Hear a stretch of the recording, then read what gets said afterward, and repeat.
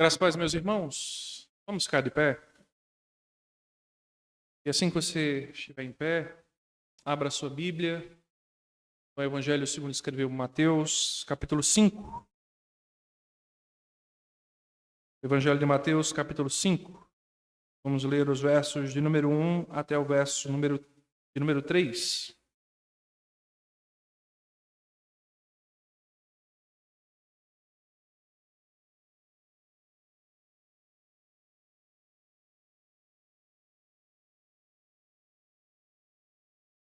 Todos acharam? Da palavra do Senhor. Vendo Jesus as multidões, subiu ao monte e, como se assentasse, aproximaram-se os seus discípulos. E ele passou a ensiná-los, dizendo: Bem-aventurado os humildes de espírito, porque deles é o reino dos céus. Falemos com Deus. Pai de amor, estamos diante da Tua palavra, Senhor. Conhecemos que somos pó, que Tu és Deus. Teu Santo Espírito que nos ilumina, que nos traz a luz ao entendimento. Por isso, Senhor, te pedimos, seja conosco esta noite, seja com Tua igreja, seja com este Teu pequeno. É assim que eu oro a Ti em nome do Teu Filho amado, Jesus Cristo. Amém. Podem sentar, meus irmãos.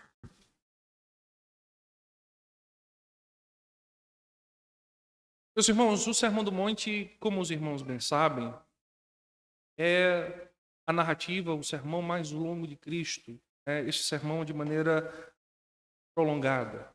O fato é aqui onde Jesus tratará das questões mais importantes para a vida da igreja. E aqui nesses primeiros versos, meus irmãos, nós precisamos nos ater. De fato, como disse o pastor Spurgeon, se nós não compreendermos bem o Sermão do Monte, ele poderá servir para tropeço da igreja. Então, por isso, nós precisamos nos ater. Ao lermos esse sermão, devemos pedir a luz do Senhor.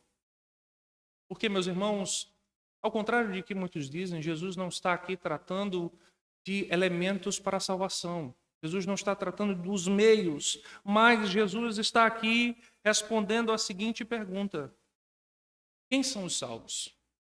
Ou quais são as marcas de evidência de uma obra da graça na alma de alguém?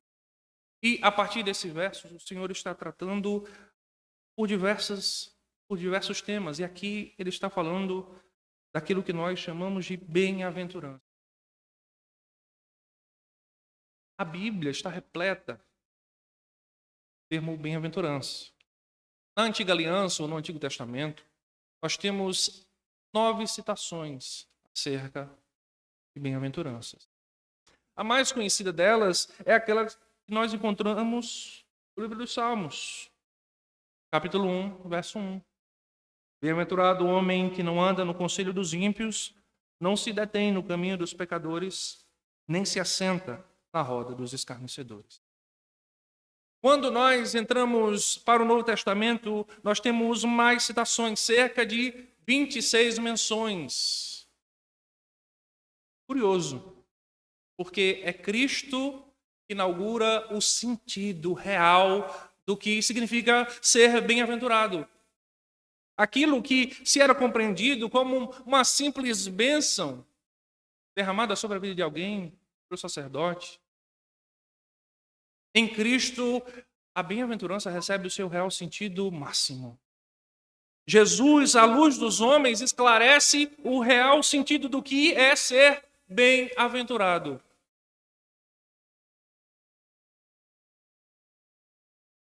Algumas traduções vão tratar esse tema, ou desse termo, traduzindo como a palavra feliz. Septuaginta, principalmente. E muitas das nossas versões, por conta dessa tradução da Septuaginta, trazem esse termo feliz, ou felizes, ou abençoados. E esse é o grande tema desta passagem. Felizes. E Jesus nos traz aqui qual o verdadeiro sentido da felicidade. Sim, meus irmãos, a felicidade que é buscada por todos os homens.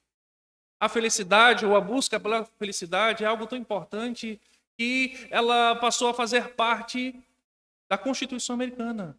A busca pela felicidade é um direito constitucional americano. Todo cidadão americano tem o direito de buscar a felicidade. Todo ser humano, todos nós, buscamos sermos felizes. O mundo, neste momento, de alguma maneira, está buscando ser feliz. E nessa primeira bem-aventurança, meus irmãos, somos ensinados que a busca insaciável do homem por felicidade deve começar pela humildade de espírito. Jesus não coloca esta primeira bem-aventurança de maneira irrefletida.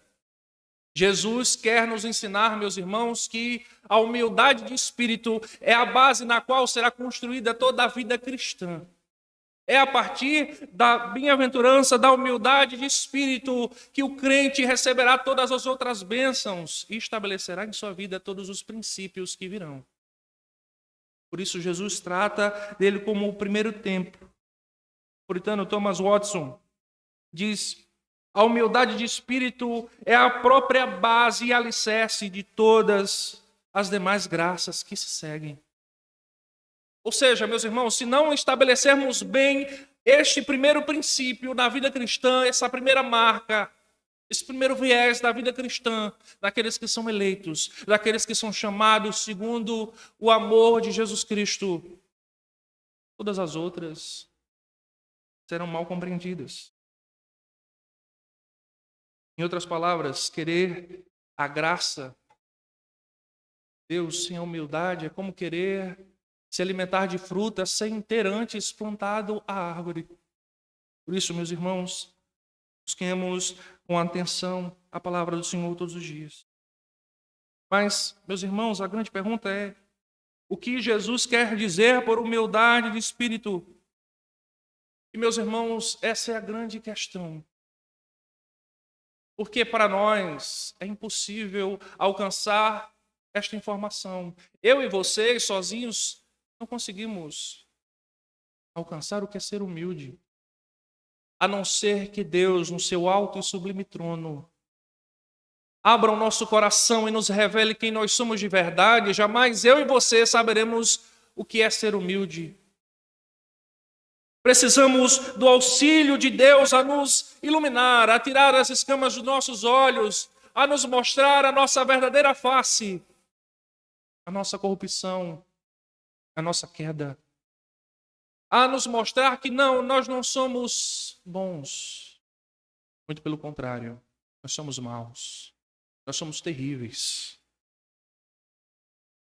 A palavra humilde, meus irmãos, ou em algumas traduções, como alguns de vocês podem ter, a palavra pobre, não significa um simples homem que trabalha de sol a sol para conquistar com muito esforço o seu pão de cada dia.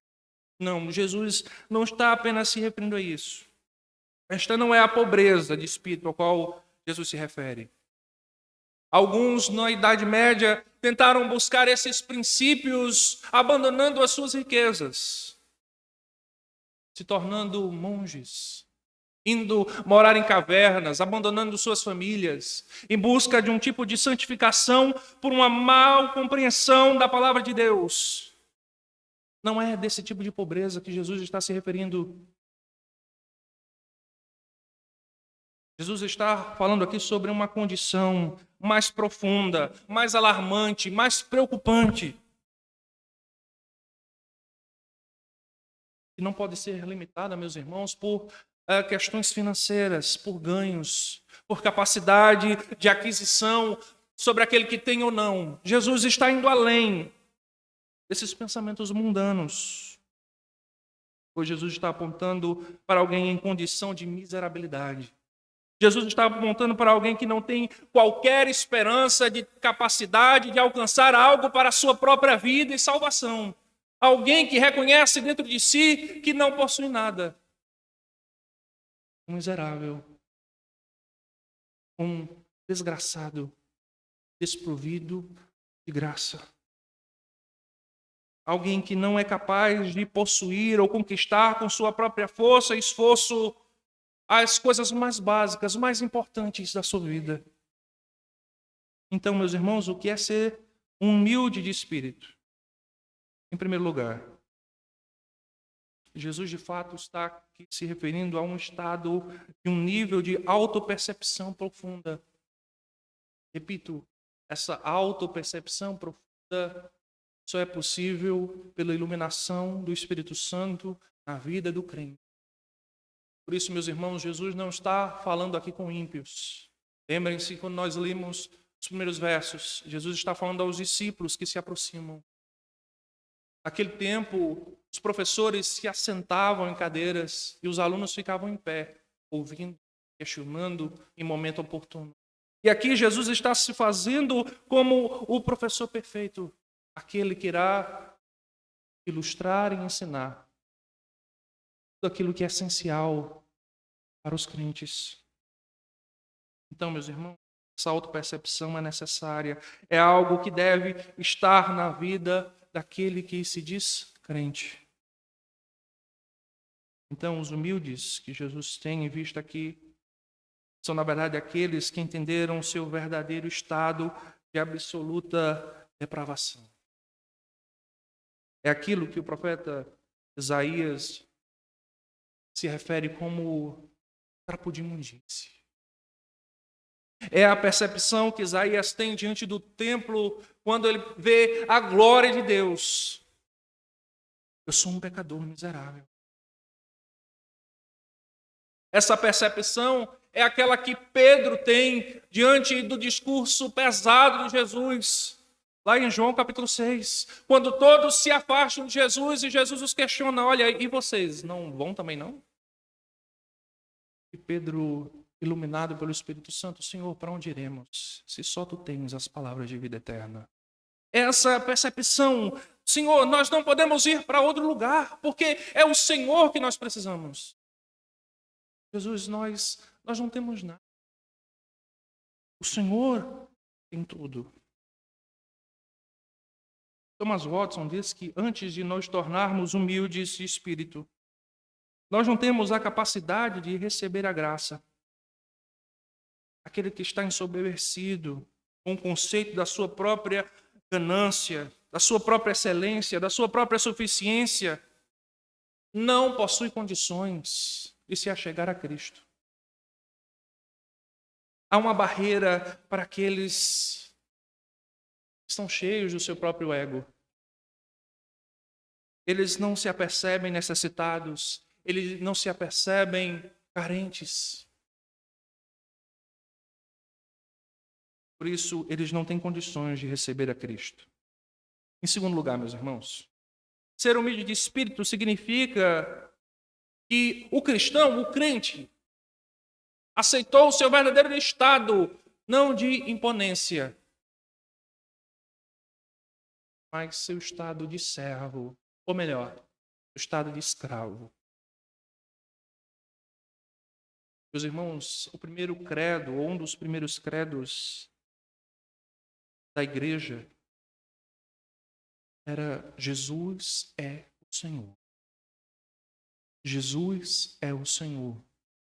E esse credo, meus irmãos, essa afirmação carrega consigo todo o peso da sua época, onde a escravidão era comum, onde por uma dívida era comum se vender como escravo.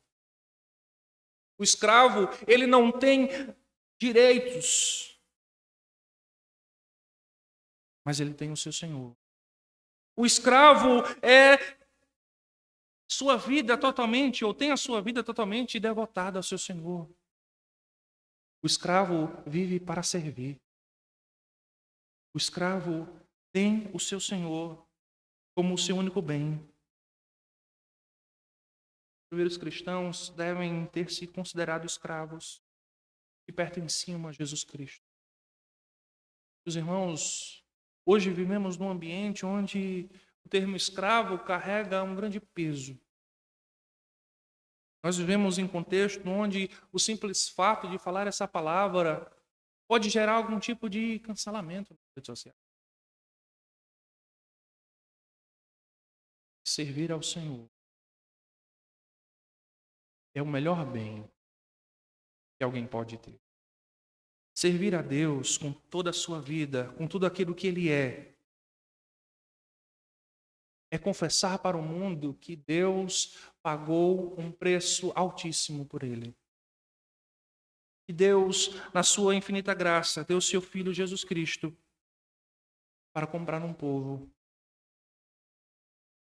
E lembrem-se, meus irmãos, antes nós éramos escravos de Satanás. Mas Jesus nos libertou, nos colocou num novo senhorio tão maravilhoso que nos dá não só a capacidade de sermos livres nele, mas termos assento em sua mesa e sermos chamados de seus filhos.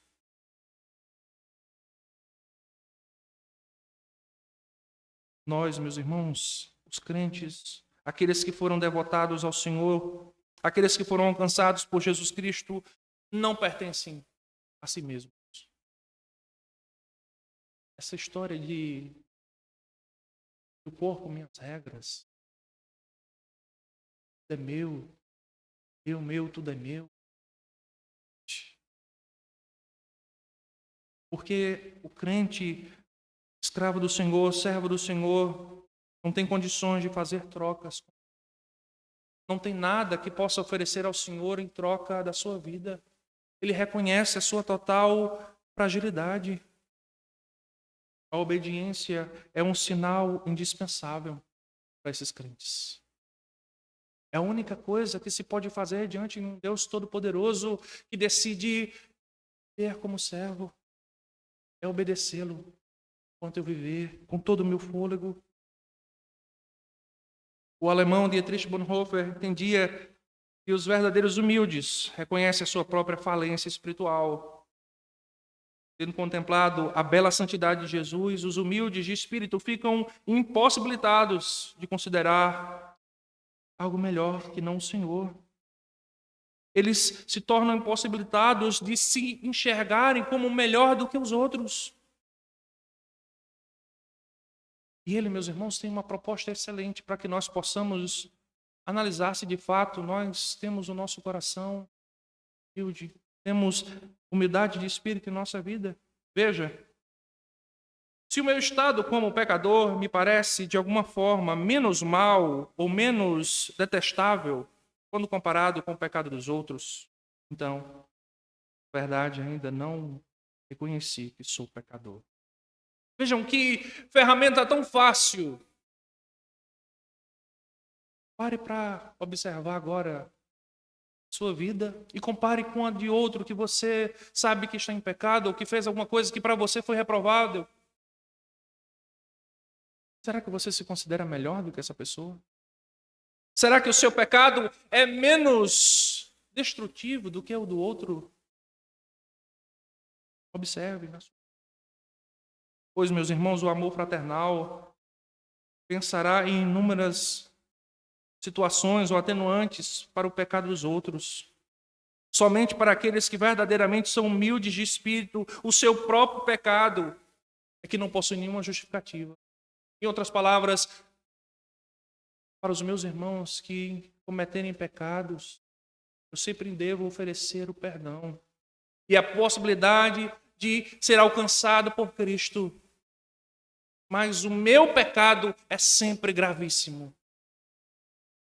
O meu pecado precisa ser esmigalhado. O meu coração precisa chegar à contrição, chegar ao arrependimento real.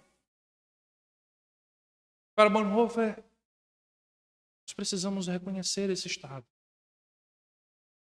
Para a palavra de Deus, o crente precisa alcançar esse estado, senão ele jamais se arrepender. Em terceiro lugar, meus irmãos, ser humilde de espírito é a melhor maneira de descobrir a verdadeira felicidade. Tão frequentemente escapa pelas nossas vidas. Quando nós não entendemos o que é ser feliz. Buscamos felicidades em nossos empregos, buscamos felicidade em relacionamentos, buscamos a felicidade em bens. E tudo isso, a princípio, parece ser bom. E, meus irmãos, a busca da felicidade em si, ela não é má. Buscar ser feliz é algo que pode ser positivo, mas a grande questão é que tipo de felicidade eu estou buscando. Qual é a felicidade que eu busco? São felicidades passageiras? Ou a real felicidade, a felicidade substancial, eterna? Eu estou buscando os meus prazeres, as minhas vontades, ou estou buscando a vontade de Deus? Realizar o desejo de Deus. A frase empregada por Jesus descreve os que acolheram dentro de si mesmos espírito humilde, o qual o próprio Jesus é o primeiro. O próprio Jesus é o exemplo perfeito. É aquele que alcançou a verdadeira ou o verdadeiro ensinamento para o seu povo. Até Cristo, a igreja havia caminhado para distante dessa verdade. Os fariseus acreditavam com seu orgulho que as suas próprias boas obras seriam suficientes para barganhar com Deus. Lembremos o texto do fariseu e do publicano. Senhor, muito obrigado porque eu não sou como este. Mas o texto é tão fantástico e Jesus nos mostra um contraponto que vai ao ridículo. Jesus nos mostra um imponente senhor da lei. E, em segundo lugar, nos mostra um humilde publicano que era rejeitado pelo seu povo, era considerado como um traidor, pois era um judeu, mas estava a serviço de Roma. E Jesus diz, e o publicano assim, com seu olhar contrito, sequer ousava levantar os olhos a Deus. Batia no seu peito, ser propício a mim. Essa, meus irmãos, a verdadeira compreensão do que é ser humilde de coração. É compreender que em Deus, e somente em Deus, nós temos méritos.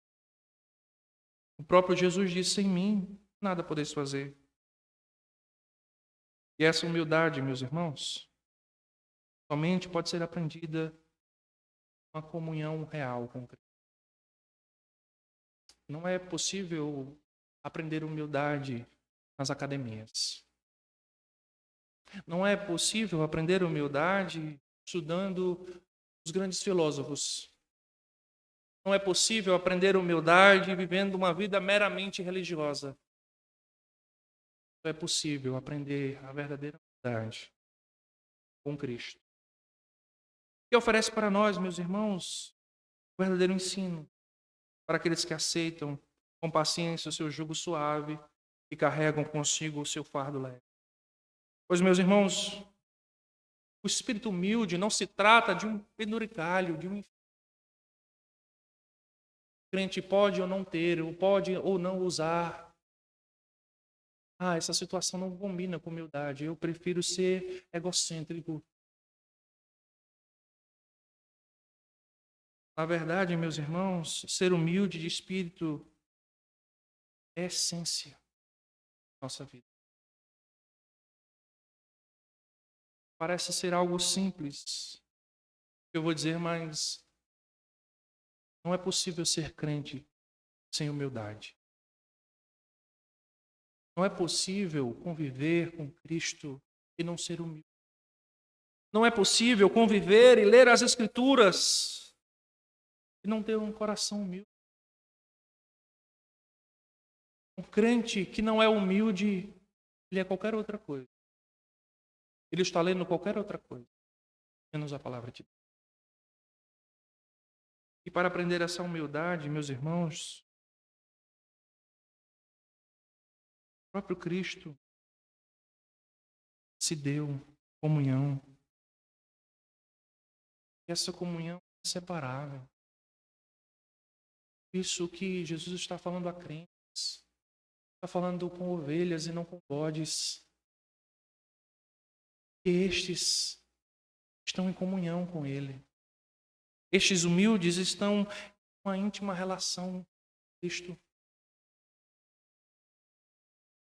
Estes foram alcançados. E Jesus, meus irmãos, se utilizou do melhor método didático que se pode ter. Pois Ele mesmo não se colocou em lugares de glória. Embora sendo filho, aprendeu a obediência, o sofrimento. Isaías chama de aquele que sabe o que é padecer. Cristo foi humilde até as últimas consequências. Meus irmãos, um homem tão poderoso, capaz de transformar moléculas de água em moléculas.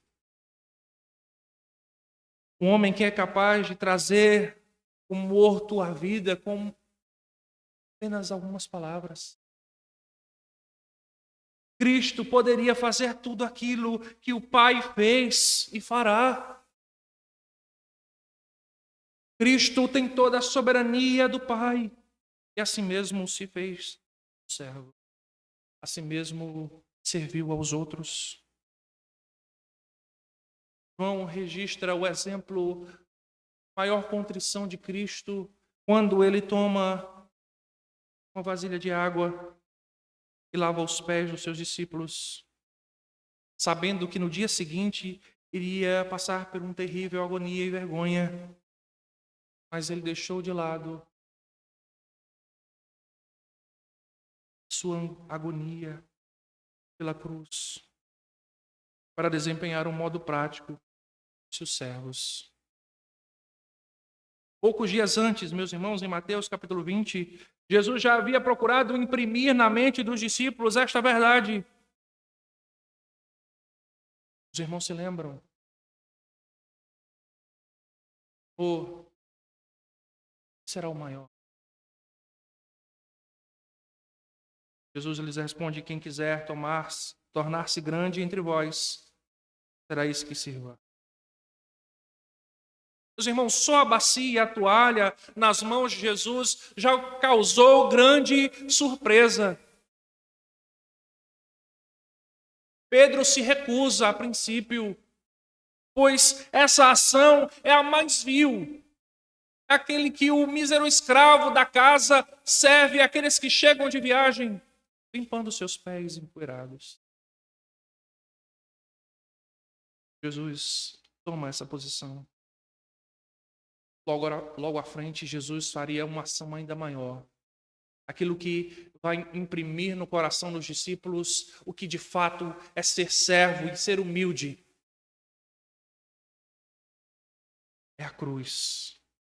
A pregação eficaz, indelével, causa no coração deste povo.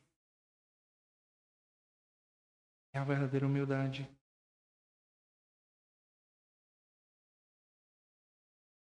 Aquilo que mostrará à igreja, meus irmãos, que não somos poderosos que herdarão a terra. Não são os reis,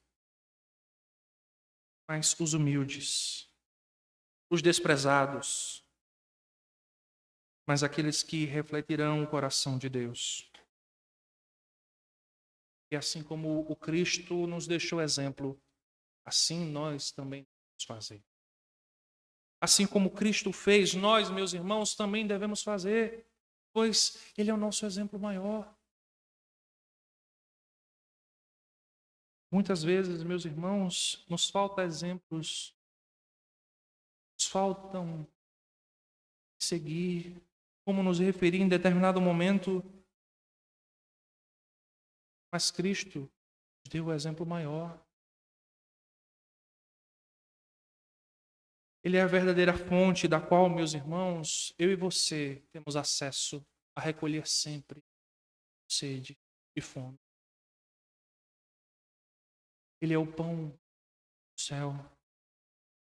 Não há famintos diante de Jesus. Não há sedentos, porque Ele mesmo se dá para todos quantos se achegam a Ele. Por isso, meus irmãos, em quarto lugar, demonstramos nossa verdadeira natureza mediante a humildade de espírito na nossa vida. Deus escolheu as coisas loucas desse mundo para envergonhar as sábias e escolheu as coisas fracas do mundo para envergonhar as fortes. Ele escolheu as coisas insignificantes do mundo e as desprezadas e as que nada são para reduzir a nada as que são, para que ninguém se vanglorie diante dele. Vejam, meus irmãos, que isso está no cerne da própria razão da salvação. Efésios 2:8. Pela graça sois salvos mediante a fé, e isto não vem de vós. Deus não poderia ser mais claro. Isto não vem de vós. Não há espaço, meus irmãos, para vanglória diante de Deus. Isto não vem de vós, é dom de Deus, não de obras para que ninguém se glorie.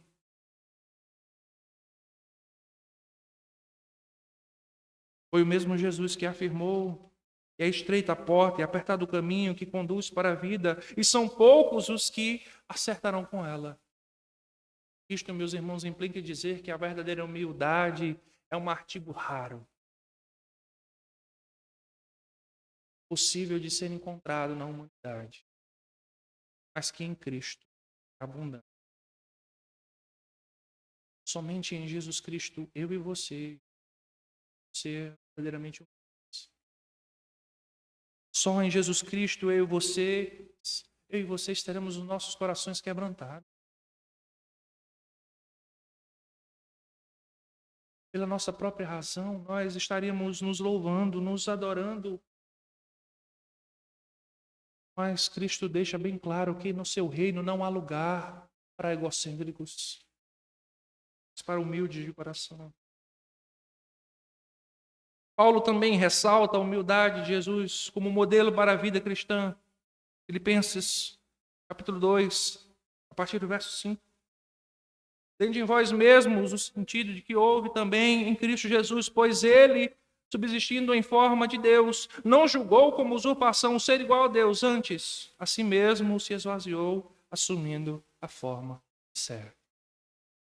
Vejam, meus irmãos, percebem que é um padrão aqui sendo apresentado nesta bem-aventurança. Os humildes são assim. É isso que Jesus quer nos mostrar nessa noite. O crente é humilde. E por fim, meus irmãos, o que podemos concluir? Qual é o resultado para os humildes de espírito? Em primeiro lugar, apenas 3 resultados, bem breves. O reino de Deus, meus irmãos, está preparado unicamente para os humildes de espírito. Isso implica dizer que os ricos de espírito, os soberbos, os egocêntricos, os cheios de si, os senhores e senhoras da igreja, não terão lugar no reino de Deus. Eles não terão acesso nem comunhão com Deus, nem agora, nem nunca.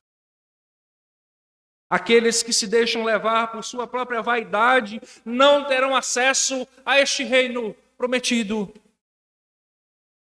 A palavra reino, utilizada aqui por Jesus, significa domínio. Ou seja, aqueles que não forem achados com humildade de espírito não terão acesso, nem terão domínio neste reino. Para estes, a porta estará fechada. Para esses não haverá bem-aventuranças. Para esses não haverá felicidade. Antes serão banidos da presença de Deus. Pois este reino, meus irmãos, dos humildes. Este reino pertence aos humildes de espírito, que foram feitos novas criaturas e receberam um novo nascimento. É essa questão que Jesus tenta ensinar a Nicodemos e ele não compreende. Na verdade, te digo que aquele que não nascer de novo não pode ver o reino de Deus. Aquele que não foi alcançado por essa verdade, aquele que não teve a sua vida transformada, esse não terá acesso. Esse não chegará ao reino. E, meus irmãos, talvez muitos sejam decepcionados, né? Se acharão como os fariseus, grandes e poderosos o suficiente. Mas ouvirão do Senhor: não vos conheço. Não achei em vós humildade. Serão expulsos. Porque, meus irmãos, com a natureza, todos nós temos, das quais nascemos, é impossível. Impossível. Sem Deus não é possível ter acesso a estas bem-aventuranças. Em segundo lugar, o reino que pertence aos humildes, aos crentes em Jesus, foi inaugurado na primeira vinda de Jesus, teve início na sua vida, na sua morte redentora, na sua exaltação. E este reino é mais abundante sobre aqueles os quais têm o seu coração a confiança no Senhor. Os humildes de espírito, irmãos, são aqueles que se submetem ao senhorio do Senhor. São aqueles que colocam a sua vida prestada a Deus. Sem hesitação. Eles aceitam o reinado do Senhor em suas vidas. Eles também percebem a sua incapacidade, ou total incapacidade, de realizar as obras perfeitas de Deus.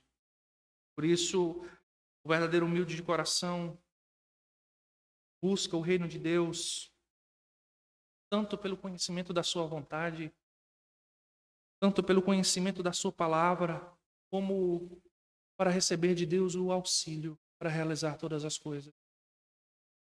As obras, meus irmãos, vocês fazemos, fracas, são falhas, são indignas do Senhor.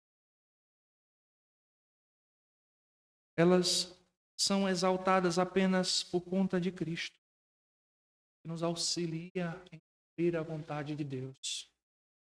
E por fim, os humildes de espírito já possuem o reino de Deus pela fé, mas ao mesmo tempo o Senhor nos chama a pedir a vinda do reino. Na oração do Pai Nosso pedimos que o reino venha. Porque, meus irmãos, aqui nós gozaremos e gozamos felicidades em Deus. Aqui receberemos o privilégio de sermos felizes no Senhor. Mas aqui essa felicidade não é completa. Aqui essa felicidade não é absoluta. Mas, meus irmãos, quando Jesus voltar, quando Jesus vier e buscar a sua igreja, ou para aqueles que forem antes, receberão de fato a totalidade das bem-aventuranças. Amém? Vamos falar com Deus.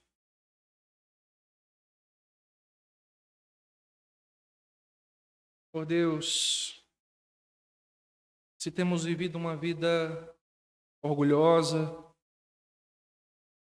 se temos negado nossa fé com nossas ações, Senhor, se porventura, Senhor, ainda não fomos alcançados por Tua graça milagrosa, transformadora, se ainda carregamos em nossos corações, Senhor, a vileza do pecado que nos enche de nós mesmos, pedimos, Senhor, nos esvazia de nós e nos enche do Senhor. Dá a essa igreja, Senhor, a capacidade de ser humilde de espírito, de reconhecer as suas debilidades e buscar no Senhor as realizações daquilo que o Senhor quer para essa igreja. Nos ajude, Senhor. Que a tua palavra seja gravada em nossos corações. Que o teu Santo Espírito seja a nossa fortaleza. Que a tua boa mão nos conduza, ó Deus. É assim que nós oramos a Ti, em nome do Teu Filho amado, Jesus Cristo. Amém. Amém. Deus abençoe, meus irmãos.